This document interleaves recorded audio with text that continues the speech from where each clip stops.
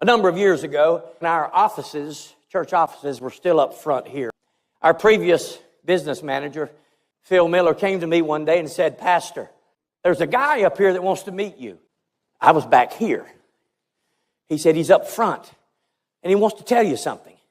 I said, "Nice to meet you. How can I help you?" He said, "I have a check here for $200,000. I want to give to Central Church." Ooh, I thought, wow. Thank you, sir. Thank you for listening to God. He said, "Well, here's the thing. I would like to come on the stage and give it to you. It might encourage others to give." And I said, "If God told you to give it, you ought to just slip it in the offering pan. God doesn't need your act of generosity to spur anybody else on to generosity. In fact, you think it might help others to give. I think it might help others not to give." And he left, and I've never seen him since. Tell me what that was. I'm not really sure. Here's another one.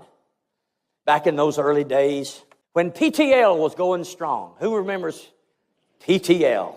Somehow, some way, Jack's mama right there, who worked in the missions department at PTL, got me to do devotions one morning. And there were 200 people in there for devotions in the missions department. And I taught, and we had a move of the Spirit. They invited me back. And then they invited me to start doing conferences at PTL. And I was doing too many. I did 5 a week.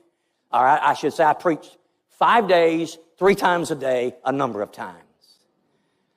One day I really taught well. And when it was over, the lady who books all of the speakers and all of that stuff came up to me and she kind of tapped me. She said, "Now, I'm not going to release that tape today."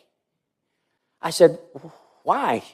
"Because you offended Catholics, and they are some of our biggest contributors." Let me see if I understand what you just said to me. You don't want me to tell the truth because it might offend somebody who's giving you money?